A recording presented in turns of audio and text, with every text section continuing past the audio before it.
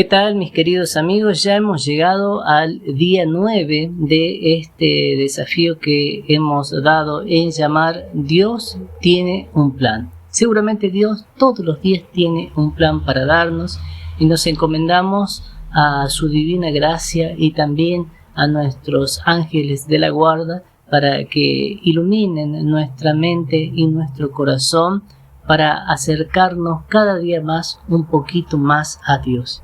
Y ese poquito más a Dios tiene que ir reforzado con la palabra de Dios.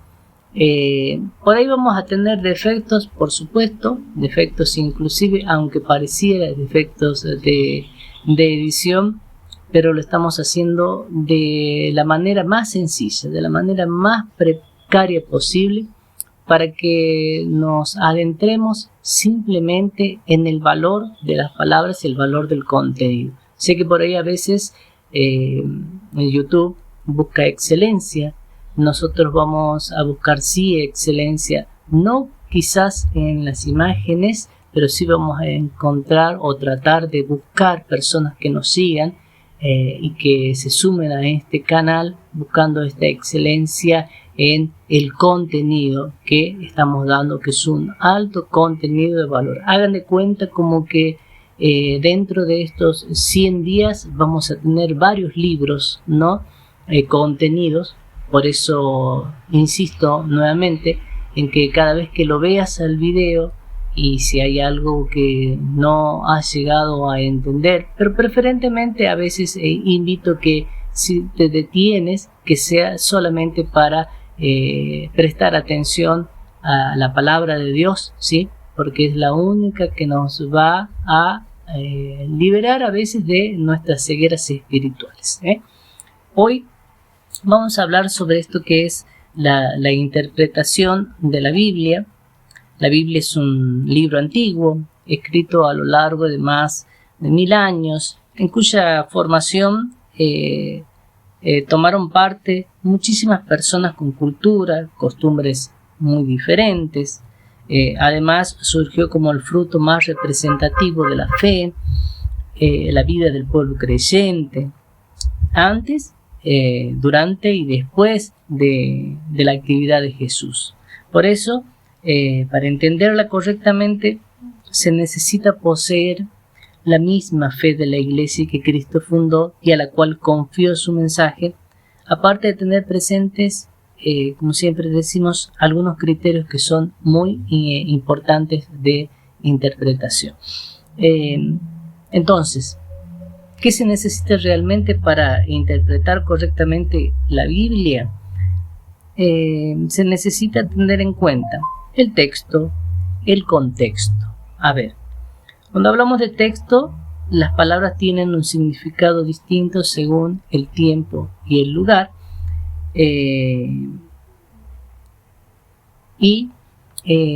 Hacemos siempre referencia a estos de los tiempos de Jesús, ¿no?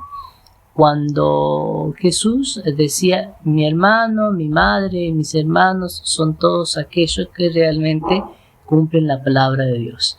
Y al respecto, cuando Jesús decía esto, no era porque realmente sean hermanos verdaderos, porque si de sangre, ¿no? Si hubieran sido los hermanos de sangre, hubiera dicho Jesús palabras correctas de acuerdo al texto, al contexto o al lugar y a la zona. Si hubieran sido realmente sus hermanos, Jesús tendría que haber dicho mi madre y los hijos de mi madre. Un poquito para ir clarificando. Y para entender el contexto, el verdadero significado del texto bíblico, hay que ver antes y después de dicho texto, por ejemplo, qué quiere decir, ¿no? Hay que leer el contenido completo, a eso es a lo que me refiero cuando decimos del contexto, porque por ahí si nos centramos solamente en una frase de la palabra de Dios o en un versículo, no será lo mismo así lo leemos el contexto completo, si leemos todo el contenido. Y allí recién vamos a tener una excelente interpretación. Por ejemplo, Juan decía en capítulo 5, versículo 39a, ustedes escudriñan las Escrituras porque piensan encontrar en ellas la vida eterna. Según nuestros hermanos separados, siempre decimos así, nuestros testigos de Jehová, este versículo quiere decir que también ahora uno puede encontrar la salvación guardando solamente el Antiguo Testamento, puesto que así sucedió antes de Cristo. Pues bien, siguiendo la lectura, vemos que no es así. Y nos vamos a Juan 5:40, que es el versículo siguiente, que dice: las Escrituras hablan en mi favor, sin embargo, ustedes no quieren venir a mí, con lo cual tendrían la vida. Entonces, ¿qué nos está diciendo Jesús aquí? Que es el camino, la verdad y la vida. No el cumplimiento o de escudriñar o tratar de escudriñar las citas bíblicas del Antiguo Testamento para ver si allí encontramos la vida eterna. Entonces, aquí Jesús clarito nos está diciendo: las Escrituras hablan a mi favor. Para encontrar la salvación, mis hermanos, en la fe es necesario acercarse a Cristo, no esperar que Cristo se acerque a nosotros, no.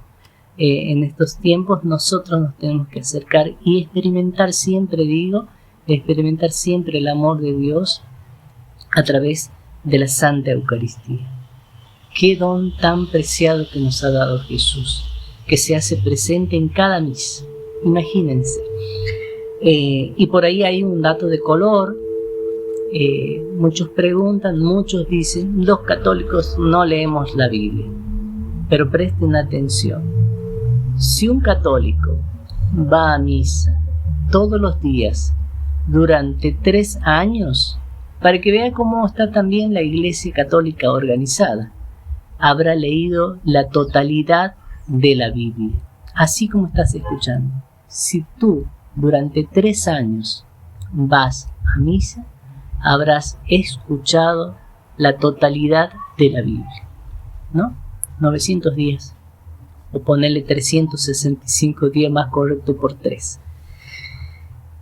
Los textos paralelos, para entender un tema hay que ver todo lo que dice la Biblia al respecto. No basta tener en cuenta solamente, como bien les decía, cuando hacía referencia, solamente a ese pequeño pasaje bíblico. Después hablamos de la analogía de la fe. Siendo Dios el autor de toda la Biblia, no puede haber contradicción entre una verdad y otra. Por ejemplo, una vez aclarado que Dios quiere la salvación de todos los hombres, no se puede admitir la predestinación, es decir, que Dios decide de antemano quién se va a salvar y quiénes se van a condenar. Por lo tanto, los textos bíblicos que se refieren a Judas no se pueden interpretar en el sentido que Dios de antemano haya establecido a Judas para que traicionara a Cristo. ¿Se entiende? ¿No? Por ahí a veces hacemos estas pequeñas lecturas como para ir reforzando. Después también está, y a la cual muchos están alejados, es la tradición viva de la Iglesia. Imagínense, y en capítulos anteriores, removiendo de nuevo un poquito, hablábamos que la Iglesia Católica, ¿por qué es la única? Porque hay una sucesión apostólica, desde Pedro hasta el día de hoy, que son los papas. Hay un cronograma, hay quienes sucedió de tal año a tal año, hasta el día de hoy, que lo tenemos a nuestro Papa Francisco, o Jorge Bergoglio, como algunos lo conocen.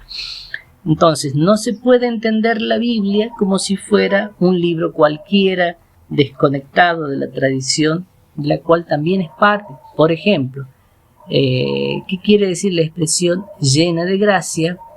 Que está en Lucas 1:28, aplicada a María. Bueno, la tradición viva de la Iglesia la interpreta en el sentido de que María no tuvo ningún pecado, ni original ni actual, ¿no? Porque para poder tener al Hijo de Dios debía estar llena de gracia, la divinidad. el poder de Dios, sin mancha y sin pecado.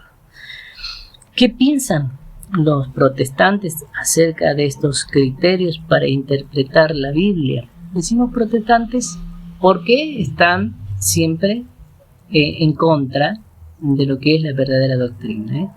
Acerca de estos criterios para interpretar la Biblia es difícil saber si los protestantes no lo conozcan o no los acepten, ¿sí? Lo que sí es fácil notar es cómo no los aplican y por lo mismo caen en muchos errores, como se verá en los capítulos siguientes que nosotros vamos a estar compartiendo en los próximos días, ¿no? Entonces, ¿cuál es el criterio más importante para la interpretación de la Biblia? Es el magisterio de la Iglesia, el Papa y los obispos. Aquí en el mismo Cristo confirió su Evangelio para que llegara completo y sin errores hasta el fin del mundo. Dicho sea de paso, la Biblia está creada, interpretada y armada por la Iglesia Católica. Por ahí seguramente existirán deformaciones, cambiarán letras, tildes, ¿no? Algunos sectores evangélicos con otros intereses, ¿no? Pero la verdadera es la católica. Mateos 28, versículo del 18 al 20 dice: entonces Jesús, acercándose, les habló con estas palabras: todo poder se me ha dado en el cielo y en la tierra. Por eso, vayan y hagan que todos los pueblos sean mis discípulos y bautícenlos en el nombre del Padre, del Hijo y del Espíritu Santo, y enséñenles a cumplir todo lo que yo les he encomendado. Yo estoy con ustedes todos los días hasta que se termine este mundo.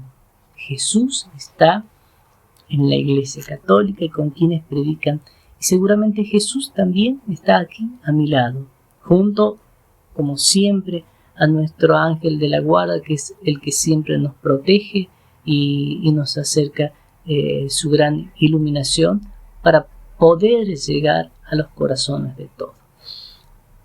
Hay que pensar acerca del principio de la libre interpretación de la Biblia proclamada por Martín Lutero, el fundador del protestantismo.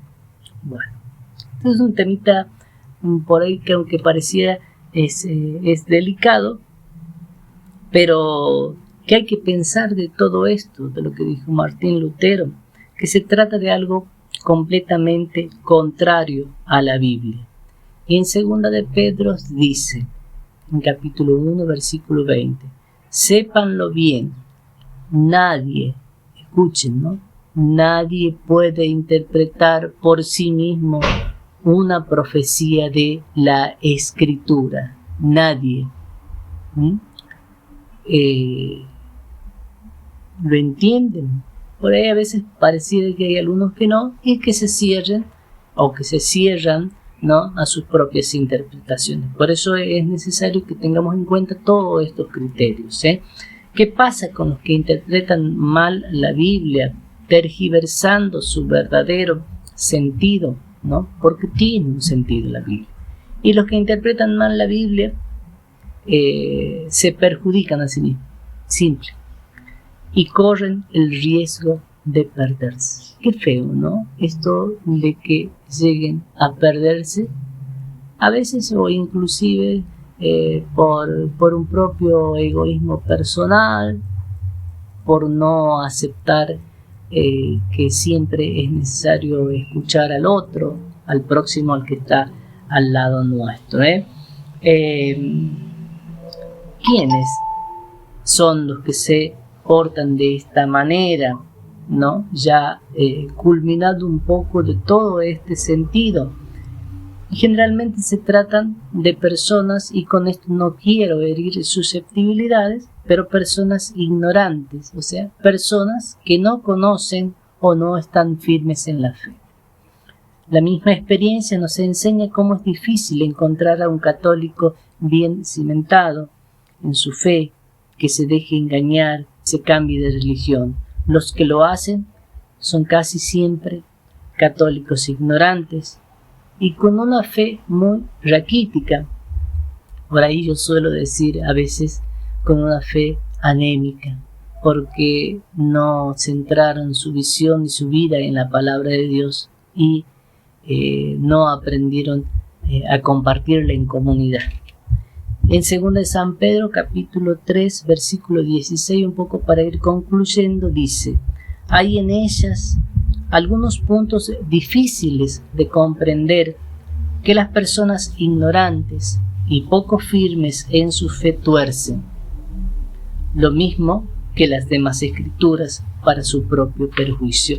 Y la misma Biblia hace mención de esto, ¿no?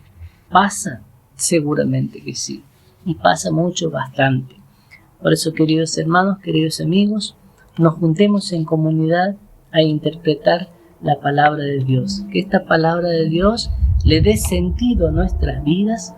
Y como lo dije desde un principio, cuando tenía toda esta iniciativa de estar con ustedes y de iniciar este desafío de 100 días, que no es nada fácil porque debemos a veces tomarnos algunos tiempitos que son muy cortos, en especial aquí en la Argentina, en donde estamos pasando por situaciones bastante difíciles, ¿no?, de la economía, que hace que en vez de trabajar 8, trabajamos 16 y hasta 20 horas por día para poder tratar de cumplir con todos y dar gracias, por supuesto, a Dios por las bendiciones de cada día.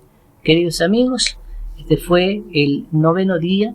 Espero que puedan seguir suscribiéndose si tienen dudas, preguntas por hacer. Si te gustó el contenido, nos haría bastante bien que lo puedas compartir, que lleguen a más hogares, a más lugares que deseen conocer la palabra de Dios, pero más que todo saber descubrir que Dios tiene un plan, y Dios tiene un plan aquí en este canal que nosotros lo hemos denominado Fe Cautiva. Dejémonos cautivar por el amor de Dios, por ese Jesús que en este tiempo de Cuaresma seguramente nos hará reflexionar, nos hará salir del pecado y nos dará más luz. Que el Espíritu Santo también ilumine nuestras mentes y nuestros corazones. Que Dios nos bendiga, sí, como siempre, que nos traiga bendición a nosotros y a nuestras familias, en el nombre del Padre, y del Hijo y del Espíritu Santo. Amén.